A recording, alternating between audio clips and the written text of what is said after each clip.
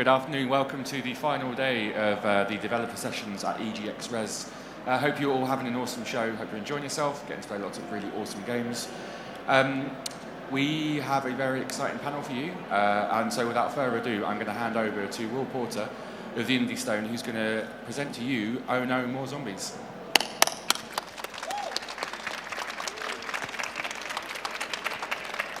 Hi everyone, and welcome to Oh No More Zombies, or as the EGX organisers are calling it, Oh No More Dean Hall. This is going to be a completely non-biased discussion about whether zombies are indeed rubbish or not. You'll probably guess where we're going to end up, just because of what all our games are about. Okay, so we're going to introduce some of the lovely people in front of you now. Guys, if you could just introduce yourself, the role on the game that you work on, and one single fascinating fact about your life so far. Andy, take it away. I'm Andy Hodgetts, and I'm a technical artist and co-designer on Project Zomboid. And my fascinating fact is I have actually learned from 2 years ago when we did the panel and gone to the loo before this, so I'm not stressing about that for the entire time. Matt? Hi, I'm Marina. I'm an artist on Project Zomboid, and my legs are way too short for this stool. Hi, my name is Romain Dron. I'm a coder for Project Zomboid, and my fascinating fact is I'm French. I'm Dean Hall. I'm the project lead on DayZ, and the fascinating fact about me is I get really, really high on sugar. So, and I'm not allowed coffee. Kind of like a gremlin, really. Great. And just in case people in the audience are not aware of the games we work on, I thought it'd be quite fun if we kind of introduce each other's games. So, Andy, could you tell the world what DayZ is, just in case someone's brought their mum in and they don't know what it is? To the best of my understanding, DayZ is basically a handcuffing and forcing people to undress game. And Dean, what do you make of Project Zomboid? Well, Project Zomboid, I actually tried to turn Project Zomboid into multiplayer for that when I played it.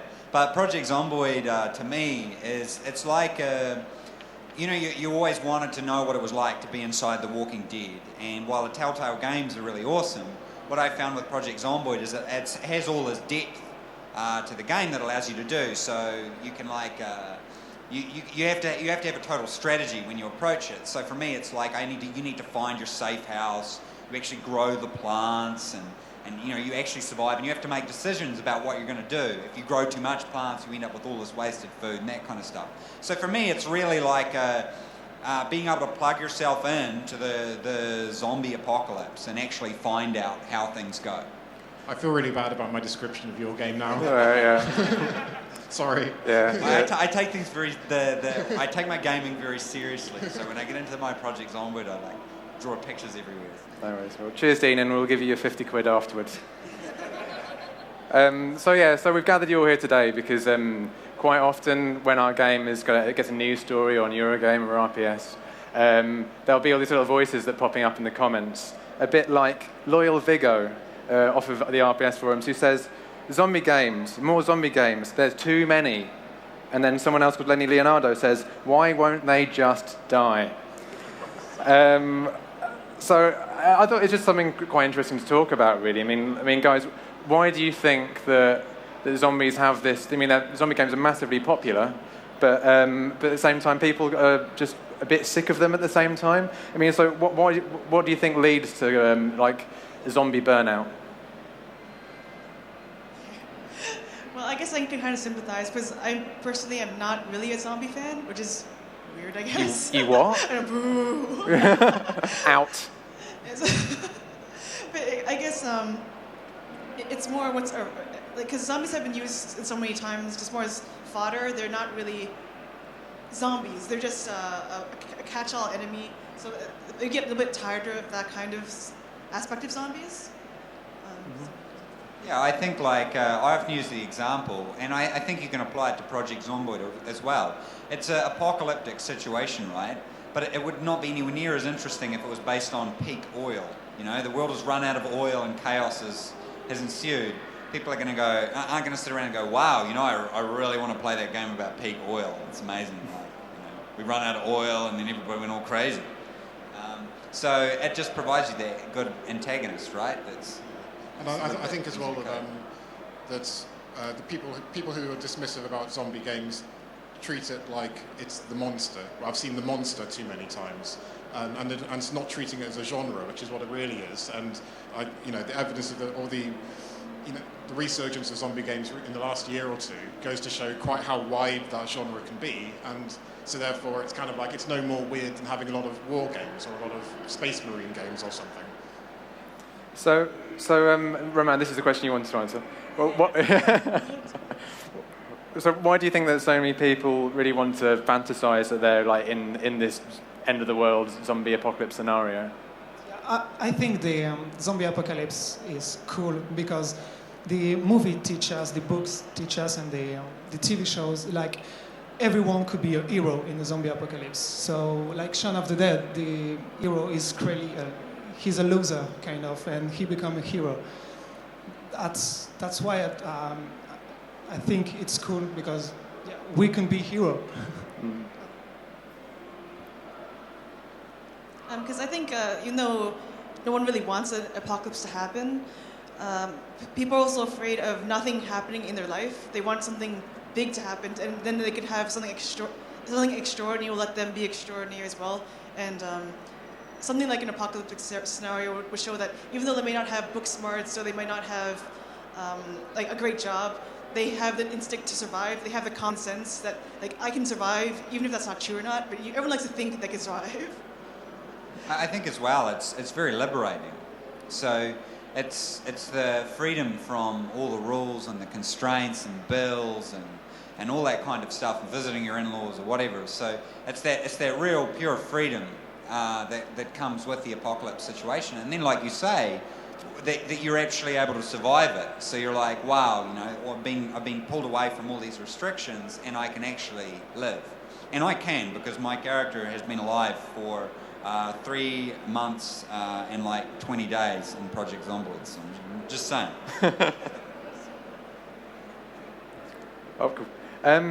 So, I mean, Dean, to what extent would you say that the DayZ, or DayZ as we might call it in this country, to what extent do you think it actually is like a zombie game, and to what extent is it like this horrible PvP nightmare? Well, one of the problems we have, and this is what I guess I find frustrating, is a lot of people will write Project Zomboid off. We were talking about this the other day because of the graphic style. But when you look at DayZ, one of the reasons it was successful is because of its 3D, its first person and that kind of stuff. But when you make the game like that, there's tremendous restrictions placed on you with how you make the zombies.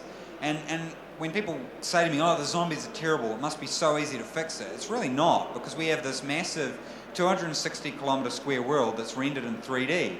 And that's what's so frustrating for me. I look at the zombies in Project Zomboid. What's fantastic about them is the way they move around, and then you kind of get in these situations where you panic, like I did with Alien Isolation, and you go try and hide, right? And then you hide and you hear the zombies banging down windows and doors. That's fantastic. So I guess for me, I feel like the zombies with DayZ they're not powerful enough. And that part of the reason that's held back is because of the complexity of the tech required in the world and the scale that we're trying to operate on. Has that kind of answered the question? I think it does. No, we were in the DayZ roadmap meeting presentation the other day. How will people see the zombies develop as this year goes on in DayZ? Well, we're throwing a lot of resources at it, and there's things that I'd love to do. I really think that breaking down mechanic really works because it builds the tension. You can't just escape the situation, because more and more and more of them are going to come and they're going to break down the windows, and suddenly you go, oh yes, I'm safe, I'm in a room, and then you suddenly realise, well, there's only one way out, and they're going to break down that door. So it kind of pushes you through these different tensions, and I think it would be really great if we could do that with DayZ, so that they're not just a one-time immediate threat that then glitches through walls, and that they're actually something that chases you and comes to you. But look, it's very easy to say, oh, you should just fix the zombies, they're totally stupid. But it's really hard to do it. Guys, and Zomboid guys, how do you think that we, making a zombie game with an enemy that everyone's seen so many times before, but how do you think that we keep it, or do our best to keep it like feeling fresh? Well, I think it's like as Dean talked about earlier, it's the survival aspect, which is the most important aspect. The zombies are really, well, like you said about the oil, it's kind of like a persistent danger that's, and this is the beauty of like the slow-moving traditional zombies, is that one on their own is so weak and useless that you become very blasé and overconfident, and that's so your demise is almost always your own fault, because you're overconfident. You thought like these things are easy, and in their numbers, any one of them can scratch you and infect you, and that's it. And so it's all about there is no relaxation. It's just you have to always be focused, and everything you do has to be careful. But yeah, it's the survival genre has exploded as well as the zombie genre recently, and that's a really exciting. But I think as well, I see a bunch of people describe something as survival, and they're not really. And I think that's what I like about. I guess that's what I like about DayZ, and I think it's very important. And it's another thing that I like about Project Zomboid. Like you say, you get scratched, and I don't want to destroy anything by saying the stats, but I've looked at the wiki, so. But there's very, very real chance that you're either going to get very sick or you're actually going to turn into a zombie. And that's very cruel when you think about it. That's a very cruel thing to do, It's so easy to get scratched. But that's what's so fantastic about it. And I think when you're talking about a survival game, if you don't have that, then it's not really survival. Otherwise, it's just, I'm just bashing through zombies. If you go around and just bash through zombies, you're going to degrade your fire axe or whatever you're using. And it's the same thing we tried to do with DayZ, is that everything you do has a consequence. And like you were saying, you have to plan it, and you have to develop a strategy behind it. And I mean, what do you think's led to there's been this massive resurgence and growth of early access, especially survival games. I mean, you just look at the top 10, and there's yourself, there's us every now and again when we actually get on the front page of Steam. There's Rust, and I mean, why is it that all this seems to have happened at once?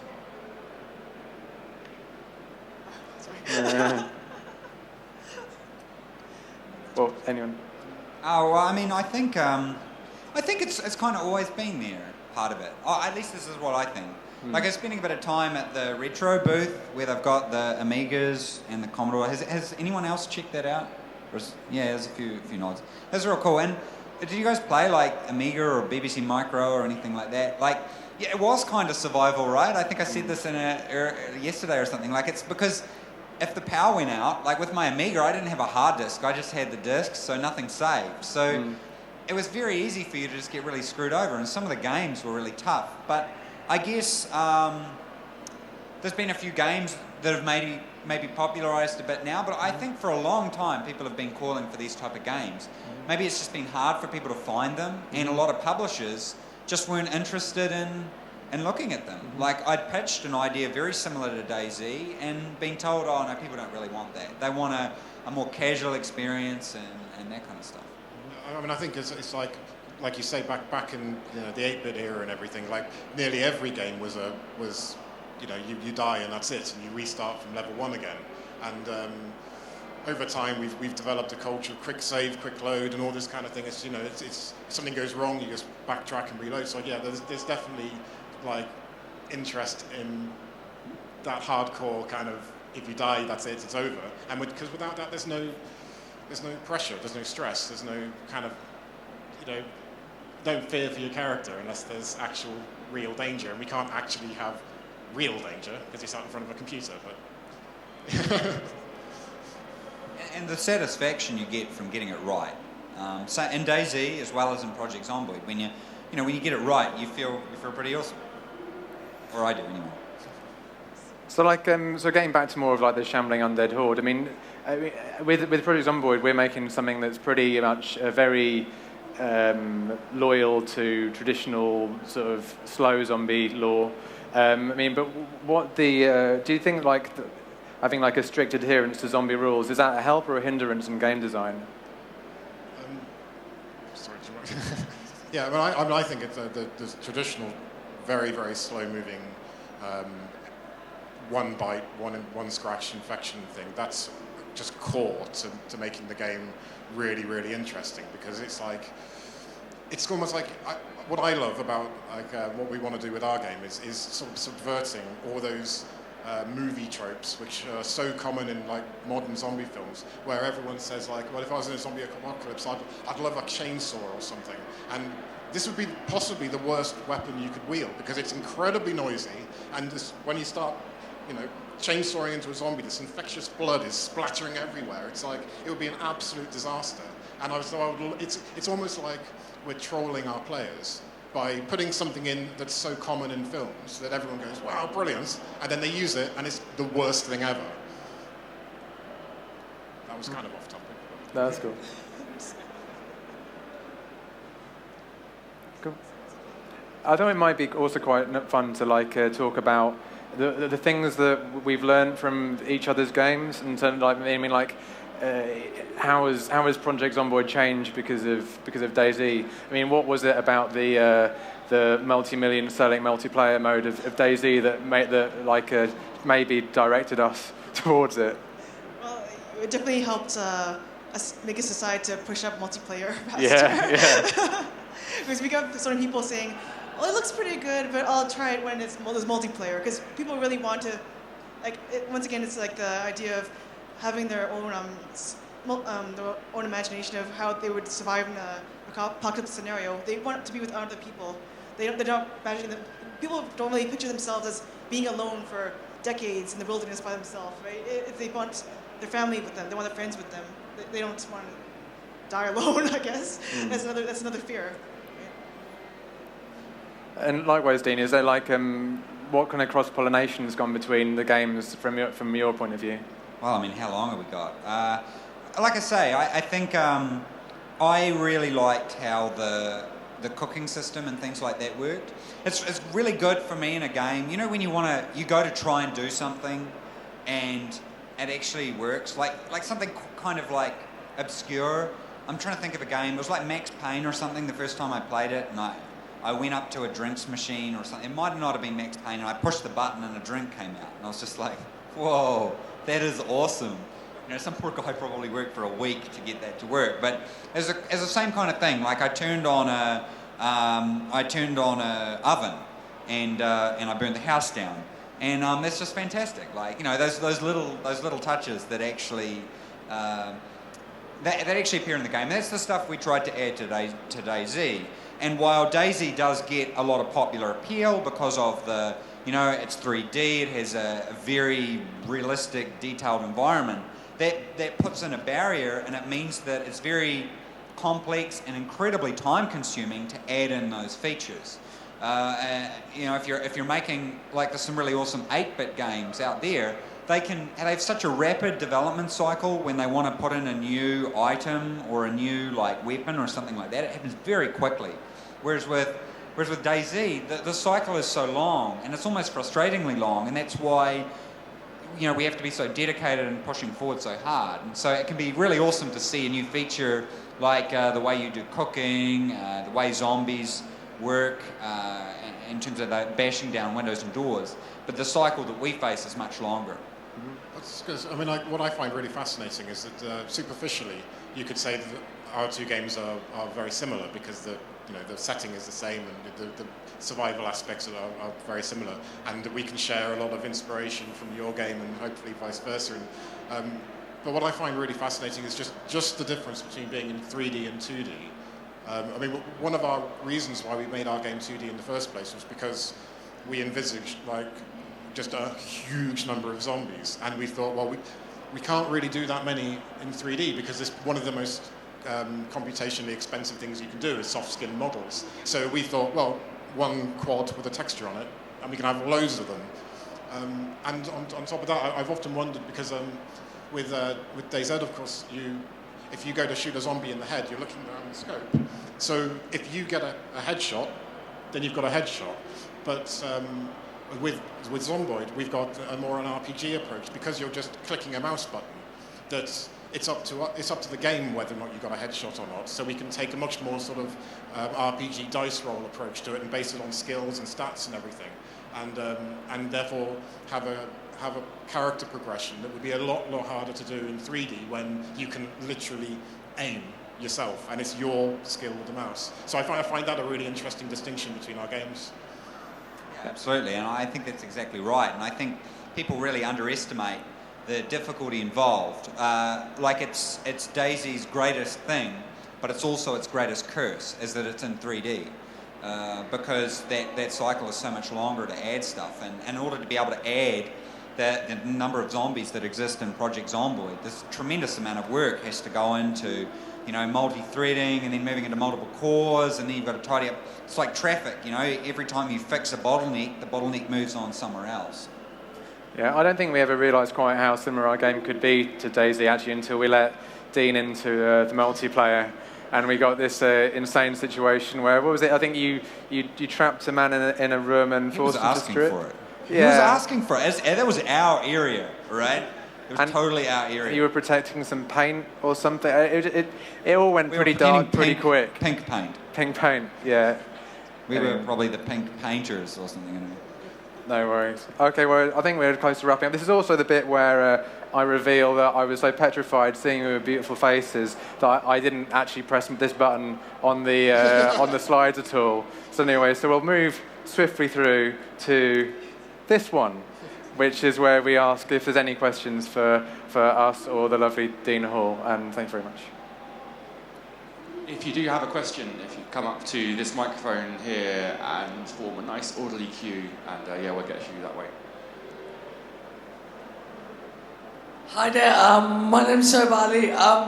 I'm just talking about, you know, this game. Is it going to come PS4 and Xbox One, this game? So yeah, I think one of the things I'd said quite early on was that if we sold a lot, it would be natural for it to come to the consoles, and I definitely think it will. But I think it's really important when you're doing that kind of thing, any sort of multi-platform, that you've actually got to get the base right.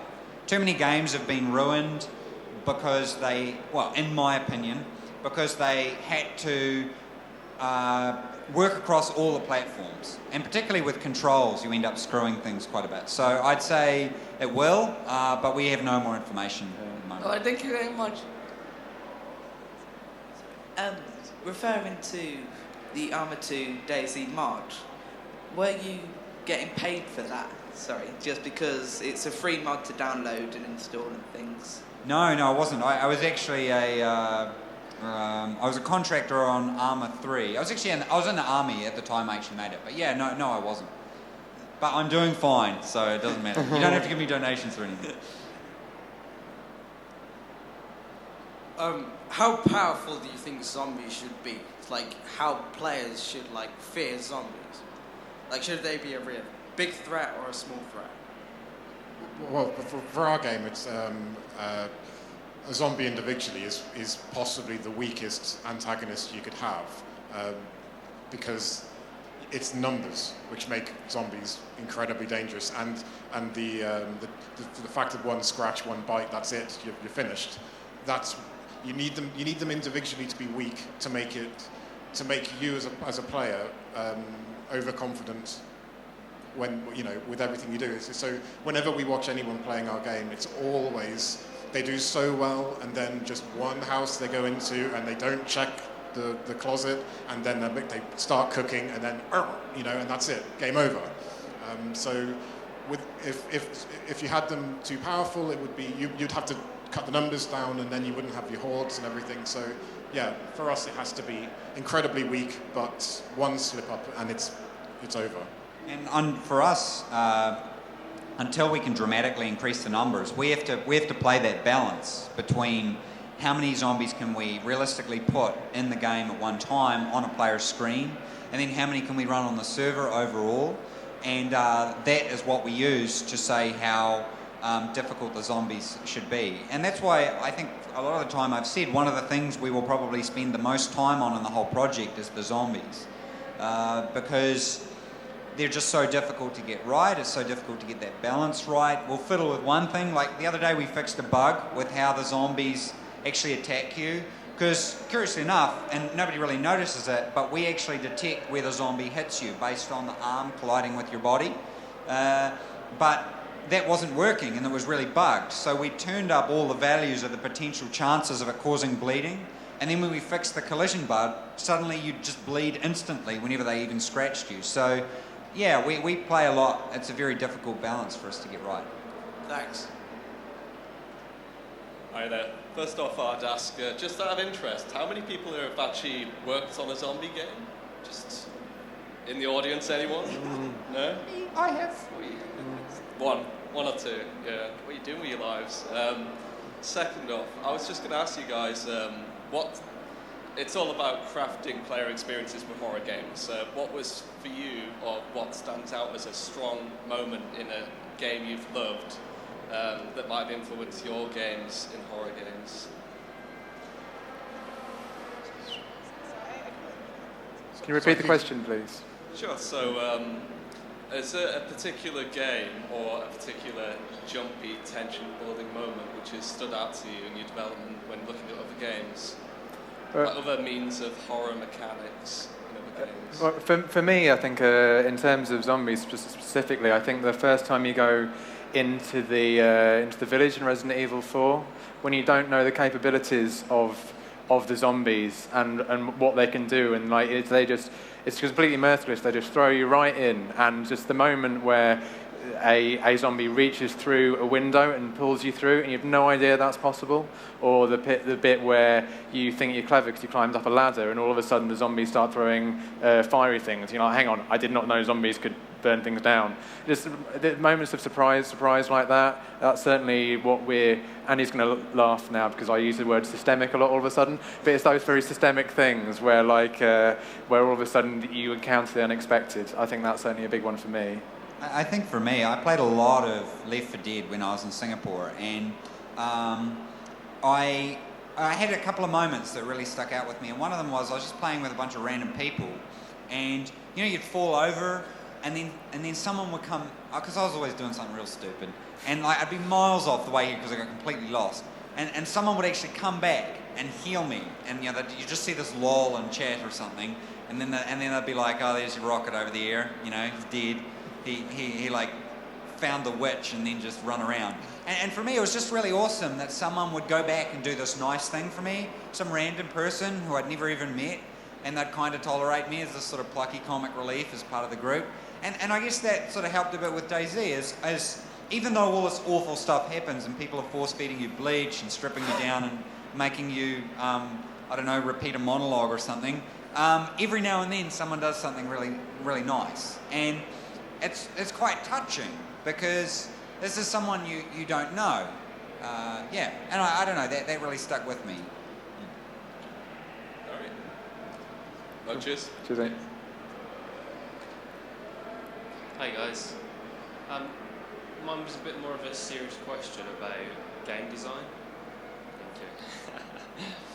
I was just wondering what inspired you all and what inspires you day to day to get into and keep going with game design? What keeps you motivated?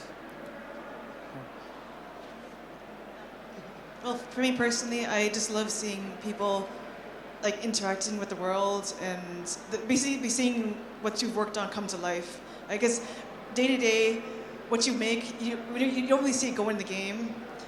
It's kind of like almost any job has its boring moments, and even though you love making games, the actual mechanics of making the game can be quite tedious at times. So it was really when you see people stream, especially streaming and seeing Let's Plays, and you watch people actually playing the game, that's when it really hits home that this is what I made and people are loving it or enjoying it or hopefully loving it too. That's when when it hits home that this is what you're working on and this is a great job. Yeah, we have one of the benefits we have is a really tremendous community. So it's reading all the stuff, and like Mash says, the Let's Plays and YouTube stuff. It's like because our game is so much smaller than Dean's, and we never thought we'd have so many really interesting stories. And not only that, it's like because of the isometric graphics and everything. People bring a lot of their own imagination to the write-ups that they do. So they insert all this extra narrative, and it's almost like fan fiction almost, when they write the story of how they played the game, and people read it and people are interested in it. And it's just, yeah, it's we never thought that would happen. It was amazing when it did, and so it kind of like we owe them and everybody to just kind of keep pushing forwards and try and create more of that. I know for me, I previously worked in the video game industry, but I didn't like the games that I was working on. And I realised that I didn't want to make games unless they were games. I make games to play them. So maybe that's why I don't like working on, say, story-driven games, because if I make a story-driven game, I'm not going to want to play it. I'm going to be sick of it by the time I'm finished it. But if you work on a really open-world multiplayer game, I'm actually really selfish. I just want to work on open-world multiplayer games like, screw you guys, I want to play it. So, yeah, pretty much that's it. But, yeah, I've kind of totally lost my train of thought there. No, actually, what your point there is actually bang on, because it's like if you write a narrative-written game, when you've written it, you know intimately the entire story, everything that can possibly happen. But if you do an open-world sandbox-type game, you can't predict what's going to happen. So everything you read and everything you see is unique and interesting and things that you never envisaged happening. So you can kind of enjoy your own game a lot more than if it was something that you just, you know, where all the secrets are, you know, where all the stuff is, you know, what the story is, you know, that's a lot harder to personally enjoy. But there's a dark side to it as well, because, you know, when you're sitting out there, right, you're all sitting out there. When you play a game and you're like, they totally should have added, like, pink sharks to this game. And when you made the game, then you go, wow, I better add pink sharks. And so then you stop playing the game and you start, you know, developing pink sharks. And that's the problem. It can be very hard sometimes, I find. You're making this game and then you're like, oh, wow, you know, we really need those pink sharks. I'll play the game once the pink sharks are in. And then you put the pink sharks, you play the game, and then you're like, we've got pink sharks. We really need, like, seaweed or something. And I'm really obsessed with the sea at the moment. What is with that? So pink sharks and DayZ confirmed. Someone called Kotaku. And seaweed. You can't. Yeah, and seaweed. Yeah. So, thanks, guys. Cheers, mate. Well, thank you very much. That's all the time we have for questions right now. So I'd just like to say thank you all for coming, and thanks to the Indie Stone and Dean Hall. Thanks, everyone.